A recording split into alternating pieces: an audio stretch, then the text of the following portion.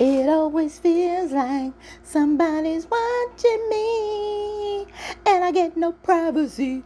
Whoa. Gary, brother, you know that's not right. Snooping in Andy's place. You will never change. You need to cut it out. That's not right morally or legally. I cannot wait till Andy finds out. Come on, fam. Let's get into it.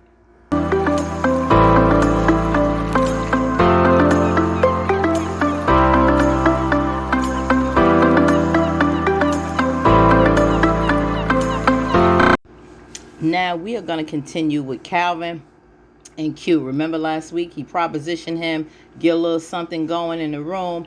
Well, Calvin made it very clear that he wasn't interested.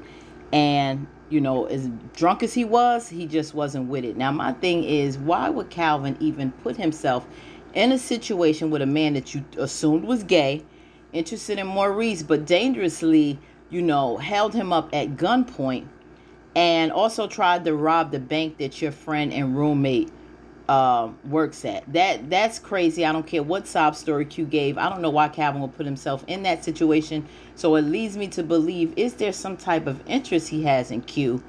And is it something that's, still deeply rooted with his sexuality that he's denying? Well, drunkenly enough, he goes in Maurice's room, and we will see what happens with that later when he's caught.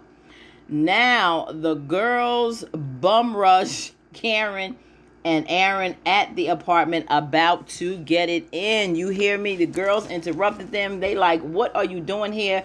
They're like, oh, we so sorry. They ain't no shared company. We was, concerned. We came to see you. So she kicked them out, told them to leave, go. You see Sabrina get that little last peek in there.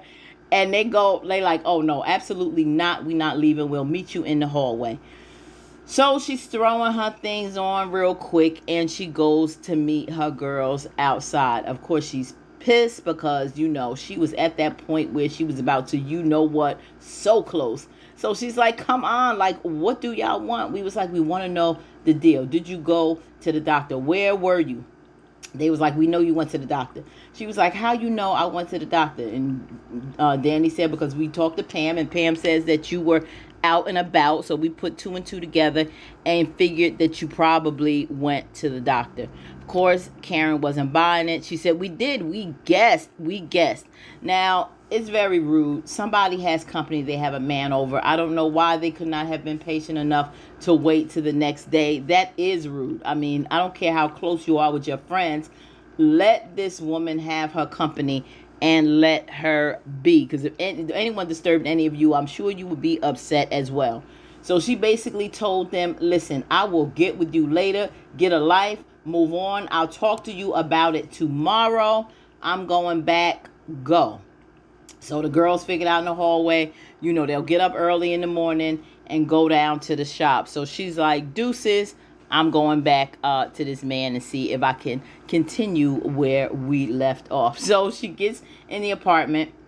And of course, Aaron now has this come to Jesus moment and putting his clothes on and saying, I understand that your friends are concerned about you, so I'll go. And she's like, wait a minute, why you got your clothes on?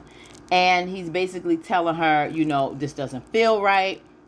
You really don't want me. And the thing with him is, he has feelings too. He wants her to miss him just as much as he misses her when they're not around. And she, in a state of confusion, the whole thing with the emotions, he doesn't want to feel used. And he said, I understand that it's about you. But guess what? I have feelings too. And that's true. That's right. It can't be. Karen just can't just totally bounce this man around and yank at his strings and call him and do all of this when she feels a need, and then act as if, he doesn't have feelings. It's two people in this situation, and it's not about you, Karen. And it's time for you to start, stop thinking like a flighty teenager and start being more responsible with the situation. So he said he'll talk to her later. Now, back at the OK Corral, a.k.a. the penthouse, Andy is there waiting with Robin. And they starting to have this, moment. He comes by. She has the lingerie. She's hot and heavy. And he sprung on her, was she thinking about Gary? Was she feeling guilty having them there? And she was like, why would I feel guilty? I'm not with him. And she was like, are you sure? And my thing is, Dani, are you sure? What was surprising is that there was a little vulnerable moment from Robin, sounding like, he was concerned. Like, I don't want to be here and you still have feelings for this man. Like, he knows about Gary. And I don't think Robin is one that Andi really wants to play with. She better tread lightly. She was like, what, you think I'm some kind of hoe? And, he said, no, I think you a woman. And at the same time, you're very strategic in how you do things. And she said, you're right in that respect, but you don't have to worry about Gary. She pours the champagne and they get to do what he came there for. But bottom line is, Andi has to be mindful. Are you really done with Gary? And if you are, you should not have accepted that penthouse. I think you need to get your apartment back. If the apartment is in your name, the penthouse is in your name. I get it. You love it, but it's in a bad situation. You cannot put anything past Gary just because Fuego said he didn't find any devices in there. Little do you know, he's still watching you. I would definitely move out ASAP, and she should have known the mindset of Gary to put herself in that situation in the first place. Put in the chat box what you think. Should Andi get her apartment back, or should she keep the penthouse? Now, as you see, Gary's across the street watching. Yes, he sees them together getting hot and heavy, but he's busted by Jake. Now, Jake, I was a little skeptical with him before, but I'm saying he's a really, pretty noble guy, the way he's helping Zach, how he's not so keen on, some of the things on how Gary moves, that, friends and real cool at work, but, he still has his level of morals. And Gary wanted to kick him out, said leave. Of course, he's pissed. And then he apologizes and calls him back and asks him a question. Did you ever do anything stupid for a woman that you regret? And Jake basically like, how much time do you have? So Gary's in this crazed state of mind now. He sees Robin with Andi. He's watching. I don't know what you expected, to like own her just because you bought her a $3 million penthouse. So he said it. Like Jake said, well, what is it? He was so cool about it. He said, I bought, she's over there with this guy and I bought her this, penthouse. He was like, it's not that you can't afford it. So it is what it is. And Gary left. I don't know where he's going. I don't know what he's up to, but he left. And he left Jake, surprisingly. So now Jake is going to look through the telescope to see what it was that Gary was looking at. And now he knows, and I'm happy he knows, that he's watching Andi. So I want this to get out either to Zach. And he was like, this is just not right. He was like, even though he's blowing her back out or whatever, this just not right. And so, now this is somebody that knows. And I hope he puts it out there and Andi finds out soon. Now, here go our man Maurice. Comes back to the apartment from his night out at the club. He's looking in the room. He don't see Calvin there. But when he goes in his room, Calvin is plopped in the lap of Q. He's like, what? And true Maurice drama fashion. What the hell are you doing in my bed? And you want this man, you know what? Why are you laying across his penis? What's going on? Q told him that, he was drunk. He came in here. I guess, he sees the 3 garbage cans that he vomited all over the place, and he came to take care of him. My thing is, why is he in your lap? Like, why is he there? You may be in your underwear, probably on the couch sleeping or whatever. Calvin's fully clothed, but we still don't know. There's some intimate things that can go on with your clothes on. So, how far did this go before Calvin passed out? Did anything happen with Q? Was it all him trying to console him? Why does he have to be all in his lap to do that? That's yet to be seen when it comes to them two. I don't know how this is going to end or play out, but I think there is more that we're going to find out about this little triangle here. So Maurice kicked him out. Q's going to take Calvin to his room, and this is to be continued because this situation can't be any more messy with Q there. Is it going to spring something out in Calvin? Put down in the comments what you think about Calvin. his whole lifestyle, the things that he likes. Do you think he's gay? Do you think he's bisexual? Do you think he's just into freaky things? Do you think something will happen with him and Q in the future? I want to hear and get feedback on what you think. Now, back at Karen's shop, the girls out there, bright-eyed and bushy-tailed, waiting for her to come in so they can get the 411 on what happened at the doctor. So she sees them standing out there and they like, yeah, can you get us inside? Like, come on, Karen. Like, some of the crazy comments, remarks they make, like, you know what they're there for, Karen. Go inside, stop talking on the street so you can get down to what's going on. So she told them that I went to the doctor and I'm, barely like a little over 3 weeks. So, Dani looks and she's like, listen, from what I figure, I've been out of school for a while, but I was pretty good at math at one time, but I'm sure Sabrina's better, being that she worked at the bank and accountant. She knows where I'm coming from with this. And Sabrina was like, yeah, I figured that out. I see, this child can be Aaron's. It's the same time that you were seeing Aaron and Zach. So it could be either one of their babies. So she's like, yeah. And Dani's basically like, this is some Maury Povich shit right here, which it is. Yeah, I mean, but hey, things like this happens, but it's a crazy situation.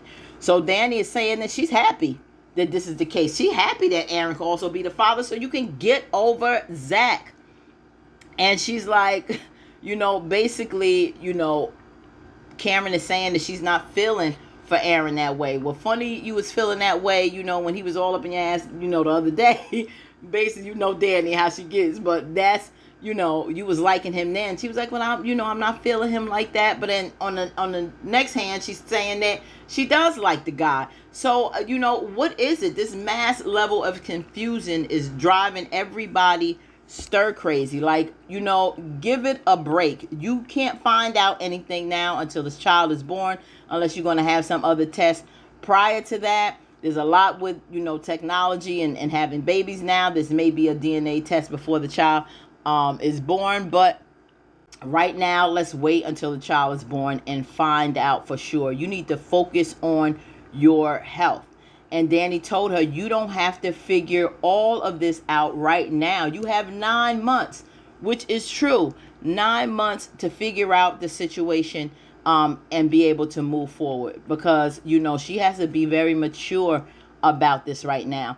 And focus on this child and less on the drama of Zach, who's really not focused on her. So, to slip it all off of Karen for a minute, Dani spills that Sabrina has a prince. The man that she met is a prince. And of course, Andi's freaking out like, what, a prince? And she's like, yes. But she couldn't get into it right then. Of course, I'm sure she teed off with Dani, but Dani can't hold water. So that was that. Now, Pam comes in with some food for her friend. Andi lets her know that, we got your back, girl, and I'm going to check on you later. She said, yeah, I know that. So Pam comes in with the food, says you need to eat. You haven't been drinking water. You haven't been eating. She tells her, I don't eat breakfast. But this is what I'm saying about thinking like a mature adult. You are pregnant now. It's not just about you anymore, Karen. It's about this baby. Now, if you want it, you're going to have to take care of it and you're going to have to eat. And I appreciate Pam stepping up, looking out for her girl and her boss, because she sure ain't had enough sense to look out for herself. But one of the things that I like is that she made her smile again. That beautiful smile. These are some absolute beautiful ladies on Sisters. And Karen, lately past, season or two, she's been playing this frumpy, aggravating role. But when it first started, she was a lot more bubbly and smiling a lot more. And as you see now, Pam's like, she was like, what you think, you're my mother? She said, no, I'm too sexy, pushing up her boobs to be anybody's mother, but I'll be God mommy. And she made her laugh and told her to go eat. And she said, don't blow up anything in that aluminum foil. She said, things are already blowing up around here. She said, was that my fault? Pam is a hoot. You hear me?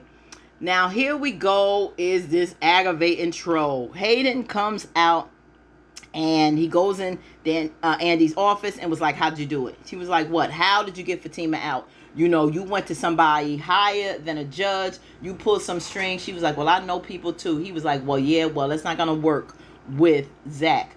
he ain't getting out. So old boy Robin comes in with the, how you doing? And he's looking at like, oh boy, like, get off of me. So Andy is like, what is going on? Like, with the way he said hi to Hayden, like, what is that about? And he tells her that I told him that I'm gay. And they bust out laughing. Like, he thinks you gay? That is insane. So he's telling her, yeah, yeah, that was funny in and of itself. And so I cannot wait to see how that transpires. He's gonna find out soon that he's not gay, but to be continued. So he asked her, where's Fatima? She said, I told Fatima to stay home because of Hayden. He said, well, I'm not gonna really worry about Hayden because didn't you see the email? She was like, no, what email? Well, we about to spring this news with him being the boss in the email. So I can't wait to see his face. And I guess he wanted Fatima to be there to see it as well. So she said, oh my God. Okay, she saw the email. And they're going to get ready to go in to meet with the boss. So, he told her how, they had a nice night. But she, was like, we ain't going to get into that here. She wanted to be a little hush-hush. So now they go in to meet with the two heads of the law firm to make the big announcement. Everyone comes out in the hallway, and one of the, I guess, chiefs of the office partners, says how him and the other old guy have been there for so many decades, and now it's time to, turn over the reins to new people. And he mentioned Robin, but look how Robin is looking at her. Something in that look. What do you think he's thinking as he's looking for Robin? I mean, looking at Andi. Do you think this is in a good position? It's endearing, or it's plot filled, or, he's admiring her? What is it? I don't know. Something with that look. But he announces, and Hayden's like, what? And he said, yes. This is our new partner, Robin. He's one of the owners. And Robin goes on to say, look at that smirk on his face. He goes on to say, thank you, everyone. My door is always open. If you're there, if you need me for anything, I'm here. Basically everything is going to go how it has been going. So he steps over to my man, and Hayden, is very confident. I'm like, look at his posture. He's like, he doesn't care he's the new boss. Like, he's standing up to him. He think he's so, oh God, Hayden. But he tells him, yes, we're going to have a little talk about, the things that you shared with me. So I was thinking that, maybe Hayden would be a little nervous about that. He was like, okay, sure. So I don't know what's plotting through Hayden's mind, finding out now that this guy is actually my boss. He's not going back to London. He's going to be here once he finds out where his office is. And yeah, now you should be worried, Hayden. You should be worried because you shared things that you thought was good old boys club, but now someone in authority, it can get pretty sticky. So there he strolls. That scene in of itself is so classic to me, strolling down the office as the boss. Now Andi gives him a hand clap as he comes in the office, asks her how I did. She said it was amazing. She liked it. Everything was great.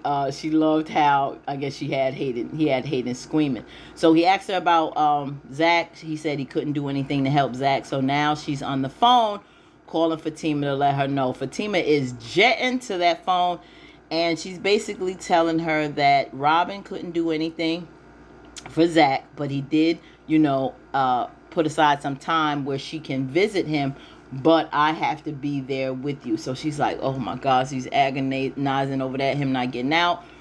But that's fine. She said, meet me down there. She said, okay, I definitely will meet you. And she basically flew out of there. So now, I don't know if Fatima's going to have to go in her bag of tricks now to get her man out, but there's no way she's going to have him stay in jail and do nothing.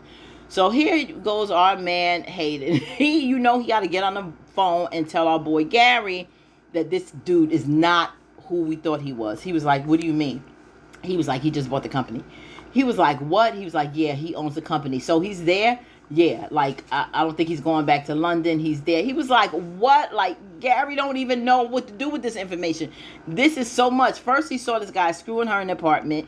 He watching that blood boiling. Now he finds out this man is not going nowhere. He's going to stay there with Andi. So he was like, don't even worry about that, because he's gay. He's like, what?